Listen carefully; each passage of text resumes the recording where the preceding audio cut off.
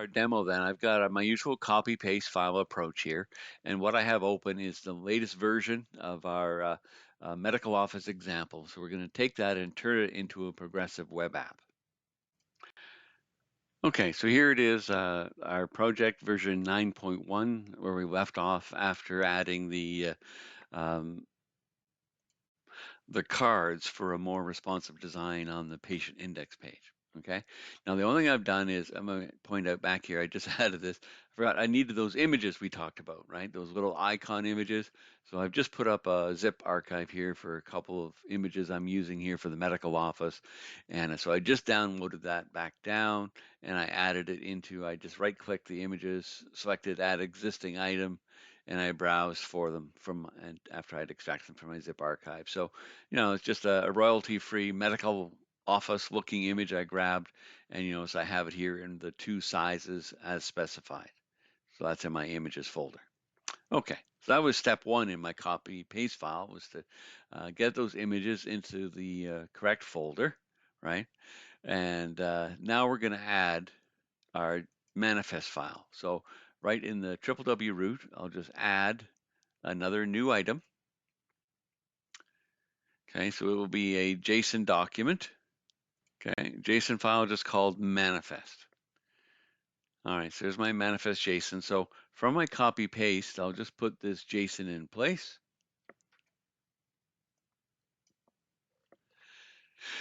So you have to have a name, a short name.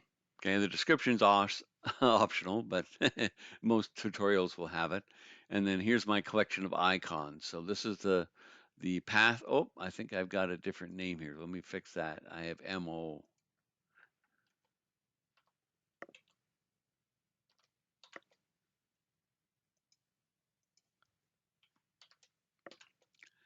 Okay, for medical office.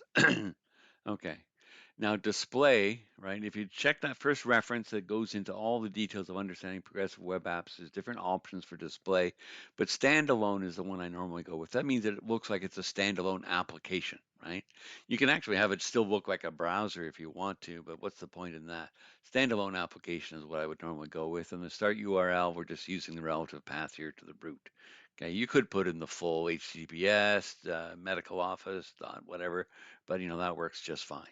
Okay, so that is our one file we have to have, and normally we put it right in the root of, or the www root folder itself. Okay, next we'll add our JavaScript file. So once more, I'll just right click, say add a new item, and just come down here to JavaScript file. There we go. So it'll be our JS. The name, you can give it any name you want, right? Just most, again, online tutorials, you'll just see SW used for service worker. And, if you want to call it my super duper fantastic service worker, you can feel free to do so. Okay. Now, here is where these online tools will help you generate your proper service worker file. Once you've got one that does most of what you want, you'll probably just reuse it. If you're using that NuGet package, you don't actually see, right, the service worker file in your project. It's the middleware itself generates it based on the settings you have in startup and or your app settings file, right? But you can always look in the browser and get a copy of what it's generated. And that's where I got this one, first of all. Okay, so just note that the cache always has a version. So if you ever want to basically clear cache and start fresh, you just change the version number, and that will force updates to everything in the cache and so on and so forth. Very important, you have to have an offline URL, right, for a page that is available offline. That's an absolute requirement now for any progressive web app and so on. So, there's different approaches we talked about, cache first, network first, and so on, right? We need an install function and so on and so forth. And, feel free to read the documentation. I'm not going to spend a lot of time talking about these different options. You can understand them from reading the documentation yourself. But basically, it's pretty standard boilerplate stuff at this point in time. Okay, so those are the main files that I needed in place, right? One more. I actually have to have that offline URL, right? I actually have to have a web page here. So again, traditionally, we'll usually put this right in the root of our W root folder. Okay, so just an HTML page right there, HTML, and I'm going to stick with that name offline.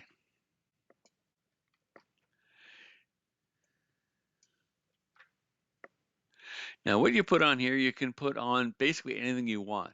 The caution is there should be no links to anything, to no images that aren't actually embedded in line, right? There should be no need to go out to the internet to render whatever you put in this file. So as I mentioned in my copy paste, I borrowed a suggested HTML file here from a tutorial, offline fallback page tutorial. And it just includes everything you need. It's totally self-sufficient, you might say, but it does have a little button to click if you want to ask for a refresh, see if you're online. But also it has some JavaScript. Everything's in line here, so nothing needed from outside this page, right? So it automatically it uses a timeout, so about every 2.5 seconds it checks to see if you're back online and handles different situations. So feel free to reference that tutorial. It's right at the link to it is right in my copy paste file, but that's where I got this particular HTML from. Okay, give credit where credit's due, right? If you're going to steal, at least be honest about where you stole things from. Okay, so as I said, those are the main resources. Now we just have to add a little bit more code in order to tell, right, the actual client that, hey, guess what? I'm a progressive web app. So something we want on every page is a good thing to put on our layout because that gets rendered all the time, right? So I'm just going to add a link here to the head section for my manifest, right? So inside head, along with these other links, I'll just throw in one here to the manifest is manifest.json, right? By the way, it's been suggested that there should be a different file extension, but this one still works. Everyone supports it, and I don't think I see that going away. And sometimes having a extension, I think it's called Web Manifest, is a new extension suggested. It's going to just be a JSON file still, but I haven't really seen that be an issue yet. So, but we want to have this link, okay, right here in our layout. Now, we could put the script to install, okay, this as a progressive web app to install the service worker right on the shared page. But then every time you come here, it's going to say, hey, can I install? And it'll be told no because you already have it installed most of the time. So I typically put it in home index, right? Now, odds are you don't have a render section for scripts yet. If you do, then just add the script to it. If you don't, then add your script section as well, right? And then really all you need is the one line to say navigator service worker register, right? And then you pass in the name of your service worker JS file and away you go. But this just checks, if it's already there, right? Don't even ask for it to be installed yet again, right? Okay. So that is that little bit of code, and this all came from that PWA Builder site. I think I stole a little bit from that NuGet package and the code that it generated, right? But that's basically all we need. Now it will, when we run the page, okay, when it hits the home index, which it usually does right at the very beginning, then it will install our service worker, and away we go. So I'm not even sure what browser I'm set for at the moment, but we'll see in a second. Okay, it took a moment to come up. Of course, I had to create the database and seed it and everything because we added all that seed data for our medical codes for demonstrating our autocomplete. Anyway, notice that. Ooh, look, there's a little install, right? Install app icon, right? Before I do that, though, let me just hit F12. And here we go. So if you go to the application tab, this is how you can check and see if it's actually, okay, set up and going. So here's our service worker, right? And notice you can go and you can examine the source code of your service worker script right here, but we can see it's actually up and running, right? By the way, if you're working on your service worker, say you're trying to add some new features, maybe you want to add something else like a different caching or maybe support for push notifications, things like that, right? Then what you can do is check off this option right? And then update on reload. So every time you refresh the page, if there's an updated version of the service worker, it automatically goes ahead and installs it, right? Otherwise, once it's there and running, it doesn't update it automatically. Okay, you can do it manually if you just stop, do the update and then start again, right, or refresh at that point. So there's ways around that, but the easiest thing is just to check this off. When you're finished, you don't necessarily want to leave that on, and there you go, right? So any warnings? Okay, here's that comment that came out in the console from my code. Remember, in my code, I checked if navigator service worker dot controller was there, then console.log. Here's the comment: active service worker found, no need to register, right? And so it won't bug me too much about that because it's not on every page, it's just on the home page. Okay.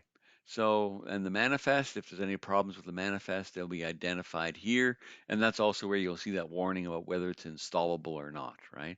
So here's the information coming from the manifest. There's the different icons, right, that we're going to have available and so on. Okay, so that's how it looks in Chrome. So I know it's ready to go. And of course, as I said, uh, it gives me the little prompt here that I can install it right away. You could also go dot and install Medical Office, right?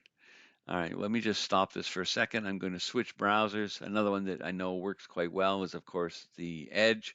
In fact, I think everything I have on here will be installable for. Just be aware when you install it with a given browser, every time you open the app, it'll be using that browser's engine, right? So there we go. There's a little symbol, install Medical Office, or you could get it from here. No, okay. Oh, apps, right? Install Medical Office right there. So again, I can hit F12 in Edge, and here's application.